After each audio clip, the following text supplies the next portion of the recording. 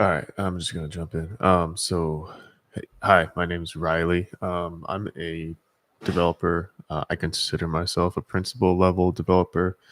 I've been building software for almost 10 years now, and I have a few opinions.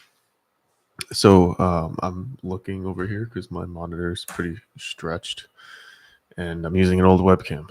Um, so my main opinion is that we're cooked, at least from the AI perspective, and we could obviously jump into like, oh, the economy's cooked too because the whole economy is based on AI.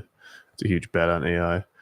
I'd rather not jump into that argument, but I do want to make the argument that when it comes to AI, we're cooked because we actually are. So what the model? So if you look at, well, it is an economic argument because, frankly, China is making an economic bet on AI.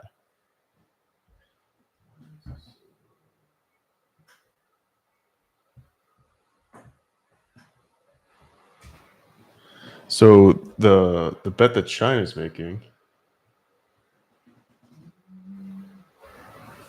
is, yeah, hopefully that's better. So the bet that China is making is it's it's kind of going against the U.S. and it's going to hurt us in the long run.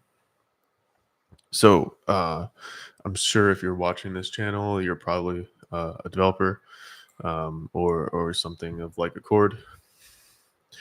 I spend my day all day trying to find ways to not do my job because I'm lazy, just like every other developer. And when we have these tools, it helps a lot. So a big thing, at least for me, is like at my job, we get usage allowances for Claude and stuff like that. Uh, and at least for me, I notice productivity kind of drops when I hit my usage limits. When the reason I'm making this argument, or at least the reason I'm saying this, is because China is now releasing models, and it's not just China; it's other countries, but mostly China is releasing models now um, that were meant to compete with Anthropic. And Anthropic was basically made on a bet that a couple engineers could make a lot of money by making models that they think will be better than ChatGPT at OpenAI, and they did. But the problem is they set a standard to be beat, and that standard is the way China beats things is they 80% standard match the standard, and then 50%, 100%, 200% reduce the price. And that's what's happening right now. Just got a message from the M2 Max Mini uh, people who host, and they're offering their API service, and they straight up say that they're offering it to be 8% of Claude 4.5 Sonnet's cost. So that's an issue uh, because they're benchmarking what they're doing based on what the American products cost. So if American products don't keep getting better and cheaper, they're going to lose. I can tell you for sure, I've already switched and I've started buying subscriptions and feeding API credits to these models because my money is worth money, right? Like I can't throw $50, $100 a day at Anthropic every time I want to build something. And tokens per second matters as well. Throughput matters as well. And what I notice is that these companies are focused a lot on providing enterprise grade production level performance and throughput.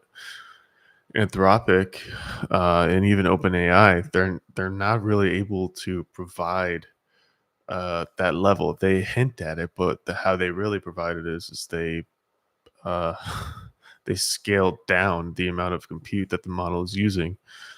So they'll match the request rate, but they'll scale down the amount of compute.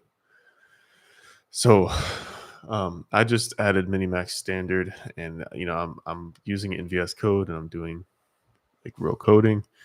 It's solving real problems, and it gives me like it reminds me of Grok when Grok Code first came out. Like it's that fast, but this actually doesn't like it doesn't fake tool calls. It does real tool calls. Um, yeah, it's hard to explain. I'm not worried because at least from my perspective, like I'm not heavily invested in AI. I'm a user of AI. My 401k is invested in AI, but I'm not invested in AI. And so I'm personally a bit concerned um, for the people who are banking on AI saving them. Uh, I don't. I think it's going to be useful, but I think we're always going to get out competed on price. So when we are uh, making AI a matter of national security, there's nothing necessarily wrong with that. But then we end up backstopping investments that AI companies are making with treasuries. And I mean, to me, it's a cause for more war because how else do you save a failing dollar? So that's why I get concerned because we're making riskier, like not riskier, but we're making more drastic bets, and the boat is shaking more and more. And I'm seeing these models come through from China that are giving 50, 60, 70, 100 tokens per second.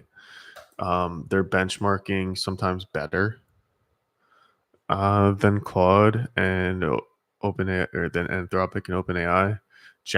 Google Gemini hasn't released a model since like January, at least a production model, a frontier model. And for me personally, like my usage has been on Chinese models. Um, that's not okay.